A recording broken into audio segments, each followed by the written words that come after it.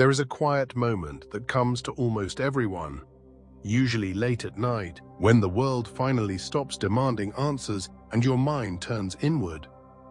In that moment, a strange realization begins to surface. You notice that the pain in your life doesn't feel new.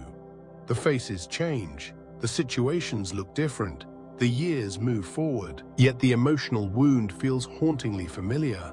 Different relationship, same heartbreak. Different job, same exhaustion.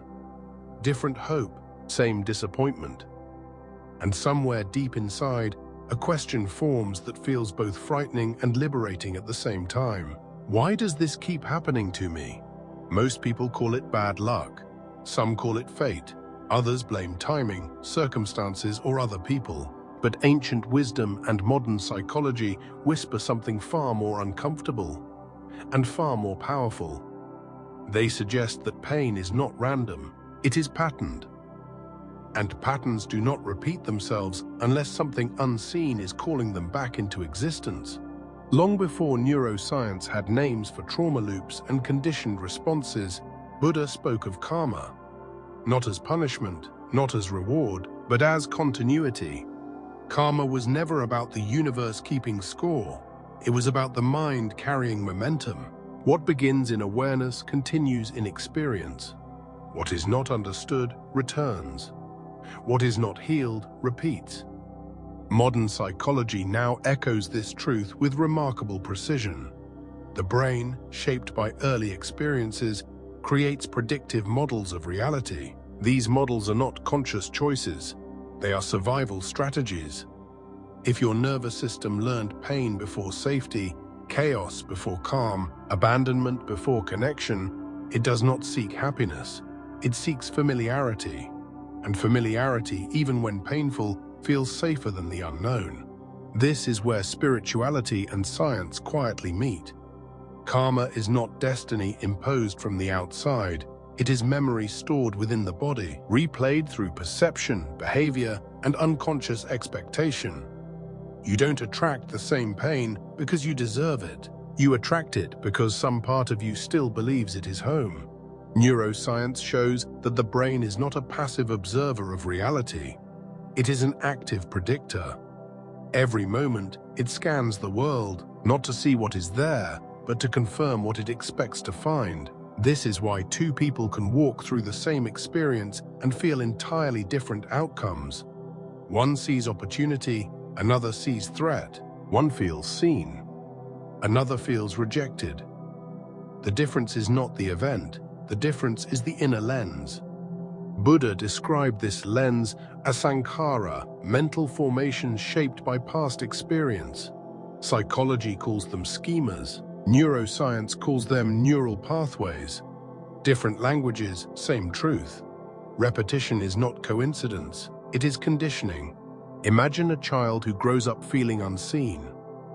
Not abused, not neglected in obvious ways, but emotionally unnoticed.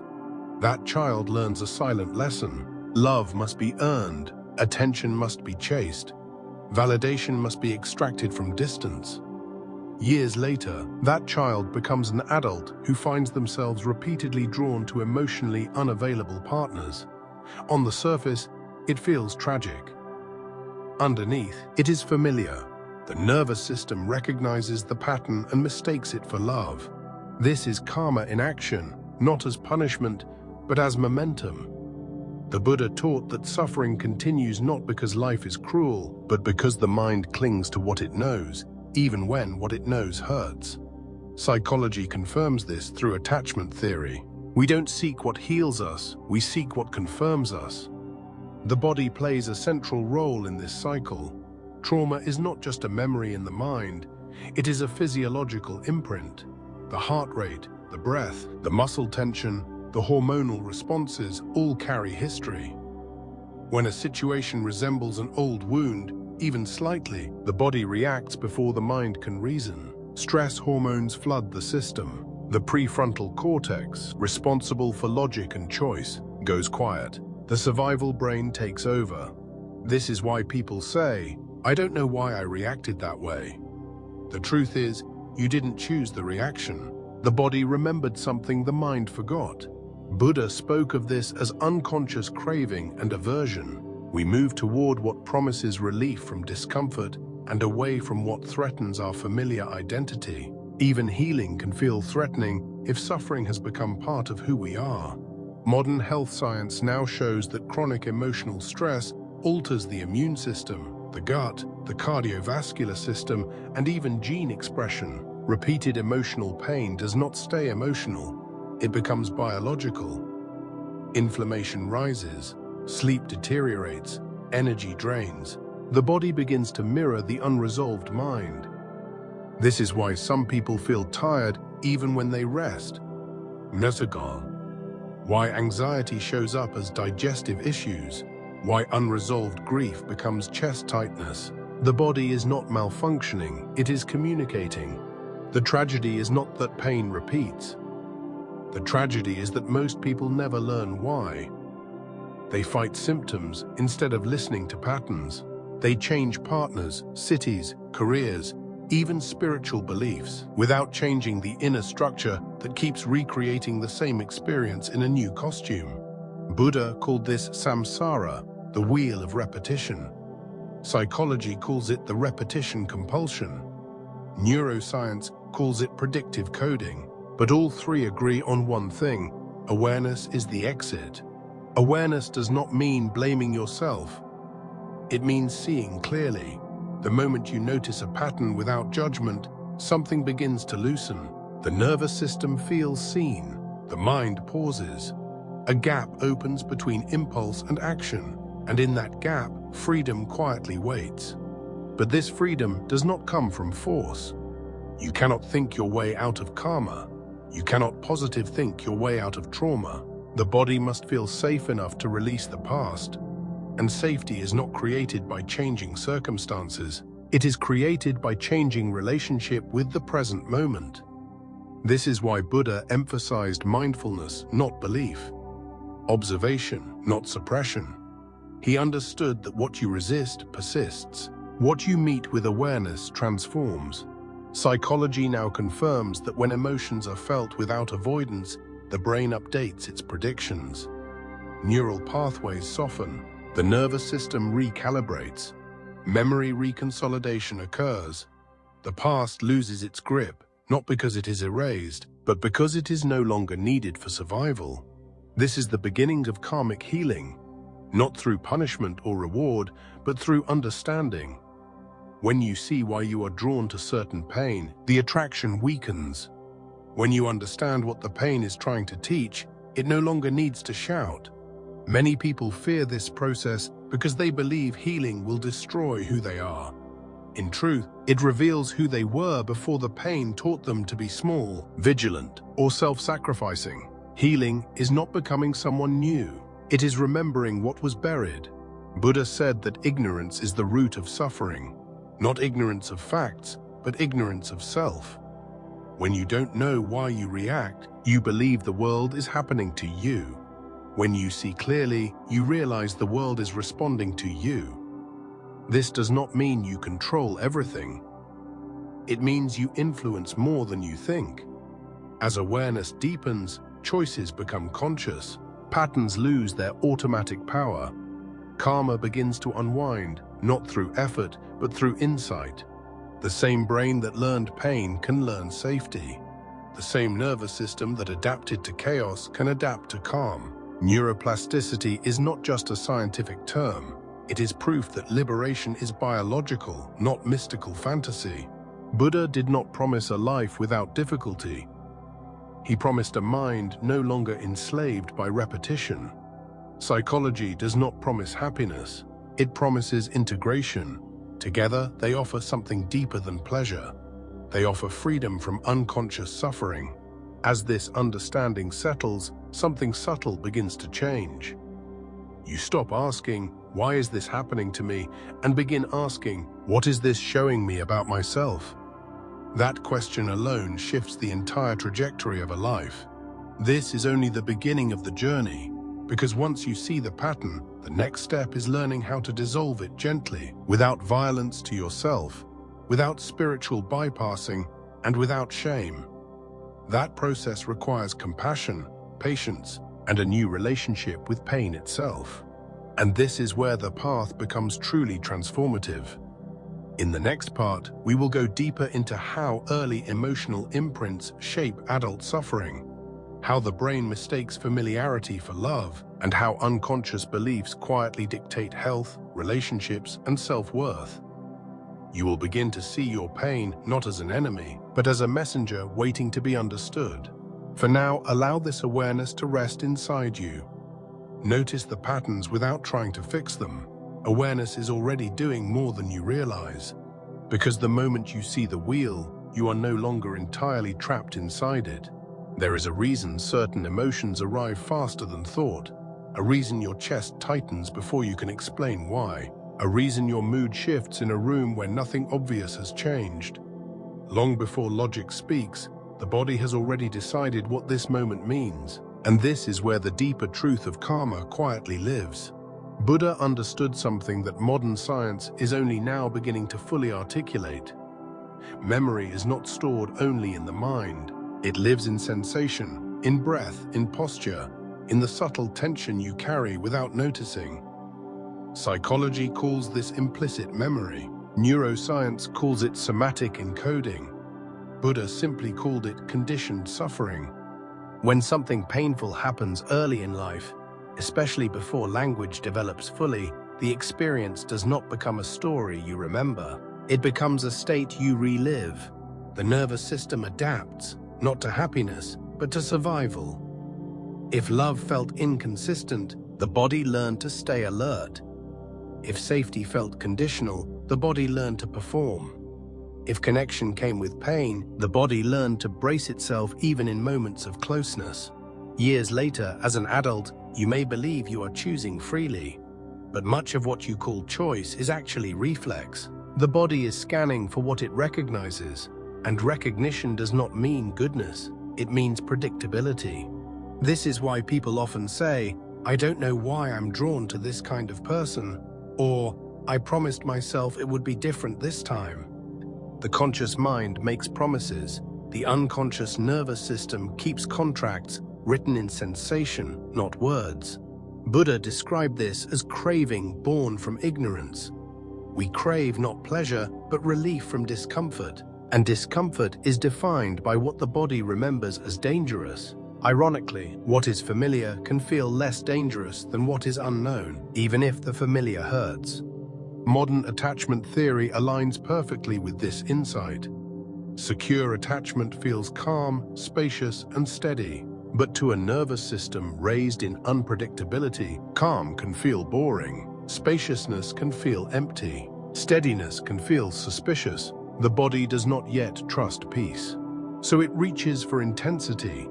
Drama feels alive, emotional distance feels familiar, struggle feels meaningful. This is not self-sabotage. It is self-protection shaped by the past. Karma, in this sense, is not moral judgment. It is momentum carried forward through the nervous system. Every unresolved emotional experience leaves a trace. Over time, these traces form a map. And without awareness, the map becomes destiny. Health science now shows that chronic stress keeps the body in a state of low-grade fight or flight. Cortisol remains elevated. Inflammation becomes the background noise of the system. Digestion weakens. Immunity falters. Sleep loses depth. Over years, emotional patterns begin to shape physical outcomes. This is why people who carry unresolved grief often experience chest issues, why those who suppress anger develop tension disorders, why chronic fear shows up as gut imbalance. The body speaks the truth, the mind learned to silence. Buddha taught that suffering arises when sensation is met with resistance or clinging. Pain itself is inevitable. Suffering is optional. Psychology echoes this by showing that emotions that are felt move through the system, while emotions that are resisted become stored. Think of a moment when you were hurt but told yourself to be strong, or when you were afraid but pushed yourself forward anyway. Strength has its place, but unprocessed emotion does not disappear. It goes underground, and what goes underground eventually shapes the foundation of your life. This is why patterns repeat even when circumstances change. You might leave one relationship only to find yourself in another that feels strangely similar. You might escape one stressful environment only to recreate pressure somewhere else. The external story changes, but the internal state remains. Buddha called this ignorance, not as insult, but as diagnosis.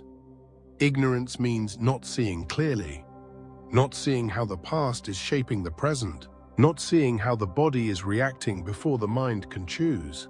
Neuroscience offers hope here. The brain is not fixed. The nervous system is adaptable. Through awareness, sensation can be re-experienced without threat. Memory can be updated. The body can learn that the present is different from the past. This is why mindfulness is not just a spiritual practice. It is a neurological intervention. When you bring gentle attention to sensation without judgment, the amygdala begins to calm. The prefrontal cortex comes back online. New associations form. Safety becomes possible in places where fear once lived. Buddha emphasized observing sensation as it is, without reaction. He knew that when sensation is observed fully, without pushing away or grasping, it completes its cycle. Psychology now calls this emotional processing. Trauma therapy calls it titration. Different languages, same healing mechanism. But this process requires patience. The nervous system does not trust words, it trusts experience. You cannot tell your body that it is safe.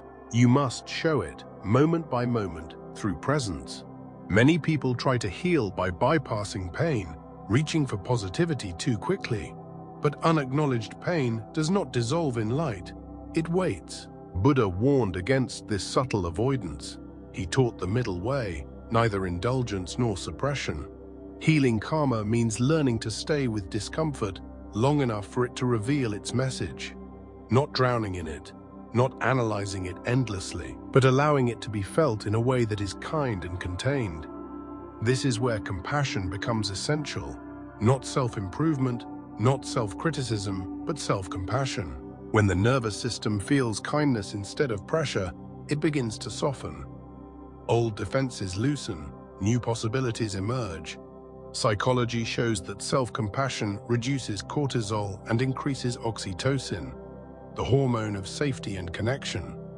Buddha taught metta, loving kindness, as a foundation for liberation. Again, ancient wisdom meets modern science in quiet agreement. As the body learns safety, patterns begin to shift. You start noticing earlier when something doesn't feel right. You pause instead of reacting. You choose differently, not because you force yourself, but because the old attraction has lost its charge. This is how karma unwinds. Not dramatically, not overnight, but gently, like a knot loosening when tension is removed. The same situations may arise, but your relationship to them changes, and that change alters the outcome. You may still feel fear, but it no longer controls you. You may still feel longing, but it no longer blinds you. You may still feel pain, but it no longer defines you. Buddha said that freedom comes not from changing the world, but from understanding the mind. Psychology adds that understanding must include the body. Together, they reveal a path that is both ancient and deeply modern. In this unfolding awareness, you begin to sense something profound. The pain you have been running from has been trying to protect you. The patterns you resent have been attempts to survive. And when survival is no longer needed, the pattern can finally rest. In the next part, we will explore how belief systems form around these bodily memories, how identity itself becomes shaped by pain, and how the stories you tell yourself quietly sustain karmic cycles. You will begin to see how healing is not just emotional or physical, but existential. For now, simply notice your body as you listen. Notice the breath. Notice any tension without trying to change it. This noticing is not passive. It is the beginning of freedom. Because the body that remembers pain can also remember peace. At some point, pain stops being just an experience and quietly becomes an explanation. It begins to answer questions you never consciously asked. Why am I like this? Why does this keep happening? Why does happiness feel distant even when life looks fine on the outside? Slowly, almost invisibly, pain turns into a story about who you are. Buddha warned that identity itself can become a form of suffering. Not because identity is wrong, but because we cling to it as truth. Psychology now mirrors this insight, showing that the mind builds narratives to make sense of repeated emotional experiences. These narratives feel logical, they feel protective, and yet they quietly shape destiny. When something hurts repeatedly, the mind looks for meaning. If relationships fail again and again, the mind may conclude, "I am unlovable." If effort does not lead to recognition, the mind may decide, "I am invisible." If rest brings guilt, the mind may whisper, "I only matter when I suffer." These beliefs do not arrive fully formed. They grow slowly, reinforced by emotion, memory, and repetition. Neuroscience shows that beliefs are not just thoughts. They are neural networks strengthened by emotion. The stronger the emotion, the deeper the wiring. This is why intellectually knowing something is false does not dissolve its power. You may know you are worthy, yet feel worthless. You may know the danger is over, yet feel afraid. Knowledge alone cannot rewrite a story written in the language of survival. Buddha described this as wrong view, not as moral error, but as distorted perception. When the mind believes its own conclusions without seeing their origin, suffering continues. Psychology calls this cognitive schema. Trauma therapy calls it meaning-making. Again, different names, same mechanism. Once a belief forms, the brain begins to look for evidence. Confirmation bias takes over. Neutral moments are interpreted through the old lens. A delayed text becomes rejection. A neutral comment becomes criticism. Silence becomes abandonment. The world appears to confirm the story, not because it is true, but because perception has been narrowed. This is how karma becomes self-sustaining. Experience shapes belief. Belief shapes perception. Perception shapes behavior. Behavior shapes outcome. And the outcome reinforces the original belief. The wheel turns quietly, convincingly, and continuously. Health science shows that these belief-driven stress responses affect the body long-term. When the mind believes it is unsafe, the body prepares for threat. Muscles tense. Breathing becomes shallow. Hormones remain activated. Over time, this state becomes baseline. The body forgets how to rest. This is why people who identify strongly with struggle often feel uneasy when life becomes calm. The nervous system has learned that calm precedes danger. Peace feels unfamiliar, and unfamiliar feels unsafe. Buddha taught that suffering continues not because pain exists, but because we identify with it. We say, "This is happening to me," instead of "This is happening." That subtle difference changes everything. Identification turns experience into identity. Experience passes. Identity stays. Psychology supports this through the concept of psychological fusion, where thoughts and feelings are mistaken for facts. I feel anxious becomes I am anxious. I feel rejected becomes I am rejected. The temporary becomes permanent. The passing becomes personal. Healing begins when this fusion loosens. Not by rejecting the story, but by seeing it as a story. Buddha emphasized observation without attachment. When you watch the mind tell its familiar tale without believing it, something extraordinary happens. The story loses authority. Neuroscience shows that when thoughts are observed rather than believed, activity in the default mode network decreases. This network is associated with rumination and self-referential thinking. As it quiets, a sense of spaciousness emerges. The self feels less rigid. Possibility returns. But this spaciousness can feel frightening at first. If identity has been built around pain, who are you without it? The mind may resist healing, not because it loves suffering, but because it fears emptiness. Pain at least feels known. Buddha addressed this fear gently. He taught that letting go of false identity does not lead to nothingness. It leads to freedom. The self that dissolves was never solid to begin with. It was a collection of memories, reactions, and beliefs held together by habit. Psychology echoes this through narrative therapy, where individuals are guided to see their life story as one of many possible interpretations. When the story loosens, new chapters become possible. This does not mean denying pain or pretending the past did not happen. It means recognizing that pain shaped you, but it does not define you. The wound is part of the story, not the author of it. As awareness deepens, you begin to notice something subtle. The beliefs that once felt like truth start to feel like echoes. Old thoughts arise, but they no longer carry the same emotional weight. The body reacts less intensely. Space opens between trigger and response. This is the beginning of choice. Not forced choice, not moral choice, but embodied choice. The nervous system feels just safe enough to pause. In that pause, new behavior becomes possible, and new behavior creates new outcomes. Buddha taught that right understanding leads to right action. Psychology shows that insight alone is not enough, but insight combined with felt safety leads to change. When the body no longer expects punishment, the mind becomes curious instead of defensive. Curiosity is a powerful healer. When you approach your patterns with curiosity rather than judgment, shame loosens its grip. Shame thrives in secrecy and certainty. Curiosity introduces light and flexibility. Health improves when the stress of self-attack softens. Studies show that chronic self-criticism increases inflammation and weakens immunity. Self-understanding, on the other hand, calms the system.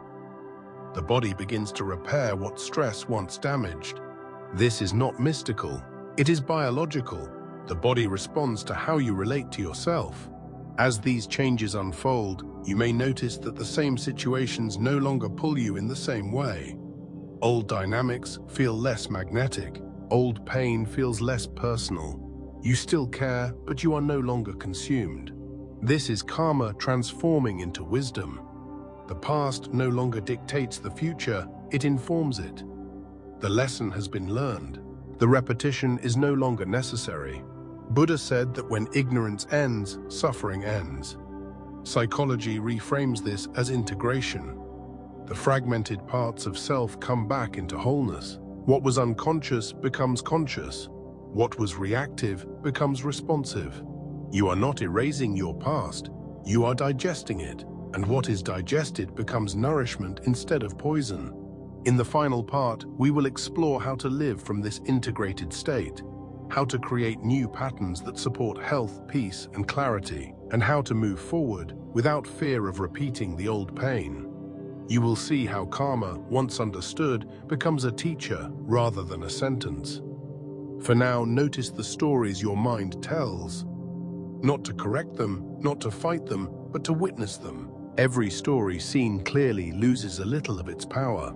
And in that seeing, a quieter, truer self begins to emerge. There comes a moment in every healing journey when something subtle but undeniable shifts. The same thought arises, but it does not land the same way. The same situation appears, but your body does not contract as it once did. The old trigger knocks, and for the first time, you do not rush to open the door.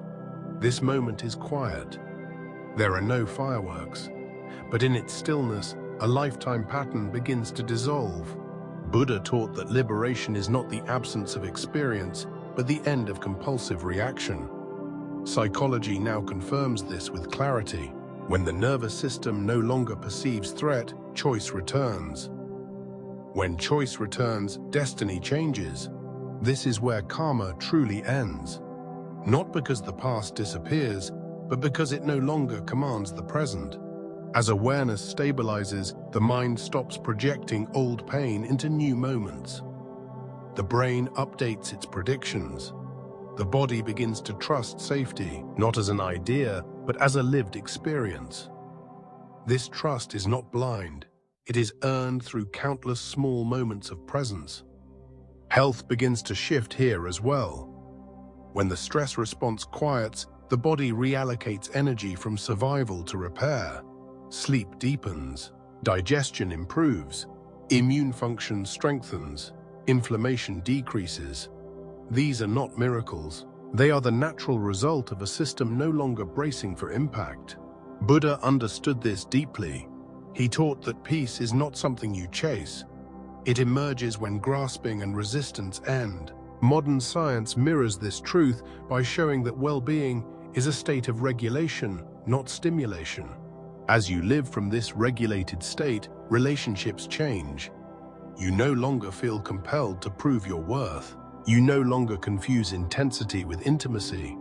You recognize red flags earlier, not because you are hypervigilant, but because you are attuned to your body's signals. This attunement is wisdom embodied. It is the nervous system speaking clearly, no longer distorted by old fear. What once felt magnetic now feels draining. What once felt boring now feels safe. Your preferences shift, not through effort, but through healing. Buddha described this as non-attachment, not indifference, but freedom. You still love, still care, still engage, but you are no longer entangled. You no longer lose yourself in the process. Psychology describes this as secure functioning. The self remains intact even in closeness. Boundaries become natural rather than defended. You say no without guilt.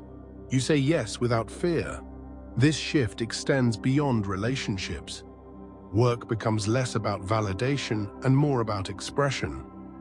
Rest becomes possible without shame. Silence becomes nourishing rather than threatening. The inner critic softens, replaced by a steady inner guide. This guide is not loud, it does not demand, it observes, it responds, it trusts. Buddha would call this wisdom arising from clarity. Neuroscience would call it integration of the prefrontal cortex with the limbic system. Different languages, same liberation. As this integration deepens, life begins to feel less like a battle and more like a conversation. Challenges still arise, but they no longer feel personal attacks. They feel like information, feedback, invitations to refine rather than reasons to collapse. This is where spiritual understanding becomes practical. Karma is no longer something to fear or escape. It becomes a mirror. When discomfort arises, you listen. When emotion surfaces, you allow. When old stories whisper, you smile gently and let them pass. The Buddha taught that the mind, when trained, becomes a friend rather than an enemy. Psychology adds that self-trust grows when you consistently respond to yourself with honesty and care. Over time, this trust becomes the foundation of resilience. Resilience does not mean you never fall. It means you recover without losing yourself. The nervous system knows the way back to balance. The mind knows it does not have to punish itself to learn. In this state, something remarkable happens. The same world that once seemed hostile begins to feel responsive. Opportunities appear not because the universe changed, but because perception widened. When you are no longer trapped in old loops, you notice paths that were always there. Buddha called this seeing things as they are. Psychology calls it cognitive flexibility. Health science calls it reduced stress load. Together, they describe a life lived with less friction and more flow. This does not make you passive. It makes you precise. Your energy is no longer scattered by fear. Your attention is no longer hijacked by old wounds. You act from clarity rather than compulsion. And when pain does arise, as it inevitably will, you meet it differently.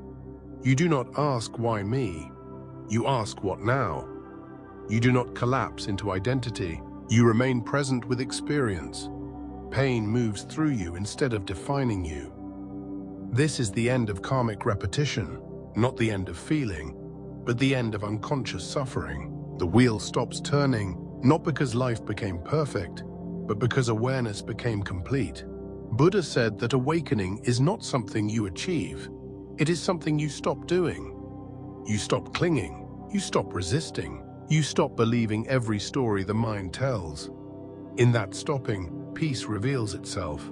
Psychology confirms that healing is less about adding new skills and more about removing what blocks natural regulation.